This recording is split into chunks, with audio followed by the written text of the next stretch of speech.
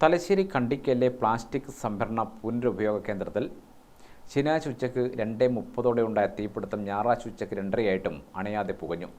ന്യൂമാഹി സ്വദേശികളായ റഫീഖ്, റയീസ് എന്നിവരുടെ ഉടമസ്ഥതയിലുള്ള സിറ്റി പ്ലാസ്റ്റിക്സ് എന്ന സ്ഥാപനത്തിനാണ് തീപിടിച്ചത്. തലശ്ശേരിയിൽ നിന്നും മറ്റിടങ്ങളിൽ നിന്നുമായി 8ഓളം ഫയർ യൂണിറ്റും മണിക്കൂറുകളോളം പരിശ്രമിച്ചാണ് തീ നിയന്ത്രണ വിധേയമാക്കിയത്. അതോടൊപ്പം കണ്ണൂർ എയർപോർട്ടിൽ നിന്നുള്ള ലോങ് റേഞ്ചർ ഫയർ എഞ്ചിനും സ്ഥലത്തെത്തിച്ചാണ് തീ നിയന്ത്രണ വിധേയമാക്കിയത്.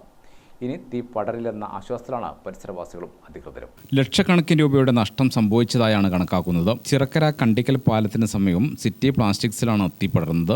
40 തൊഴിലാളികൾ സംഭവ സമയത്ത് യൂണിറ്റിലുണ്ടായിരുന്നു. പഴയ പ്ലാസ്റ്റിക് ശേഖരിച്ച് പൊടിച്ചു കയറ്റി അയക്കുന്ന സ്ഥാപനം 30 വർഷത്തിലേറെയായി ഇവിടെ പ്രവർത്തിക്കുന്നു. ഗോഡൌൺ നിറയെ ചാക്കുകളിലാക്കി പ്ലാസ്റ്റിക് ശേഖരിച്ചു വെച്ചിരുന്നതായി തൊഴിലാളികൾ പറഞ്ഞു. ഇവ പൂർണ്ണമായും കത്തിനശിച്ചു. യന്ത്രങ്ങളും കത്തിനശിച്ചു. ഇവിടെ ഉണ്ടായിരുന്ന ഗ്യാസ് സിലിണ്ടറുകൾ തൊഴിലാളികൾ ആദ്യം തന്നെ പുറത്തെത്തിച്ചിരുന്നു. സ്ഥാപനത്തിൽ 2 ദിവസമായി വെൽഡിംഗ് ജോലി നടന്നിരുന്നതായി സമീപത്തുള്ളവർ പറഞ്ഞു. ഇതിനിടയിലാവാം തീ പടർന്നെന്നാണ് സംശയം. തീ കണ്ട് മിനിറ്റുകൾക്കകം കറുത്ത പുക അന്തരീക്ഷത്തിൽ ഉയർന്നു. തലശ്ശേരി, പാനൂർ, കൂത്തുപറമ്പ്, വടകര, കണ്ണൂർ സ്റ്റേഷനുകളിൽ നിന്ന് അഗ്നിരക്ഷാ യൂണിറ്റുകൾ സ്ഥലത്തെത്തി.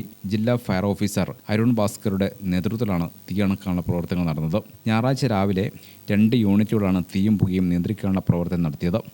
വലിയ JCB ഉപയോഗിച്ച് ഇവിടെ വൃത്തിയാക്കിയിട്ടുണ്ട്. സ്പീക്കർ AN ഷംസീർ സംഭവസ്ഥലത്തെത്തി രക്ഷാപ്രവർത്തനത്തിന് നേതൃത്വം നൽകി.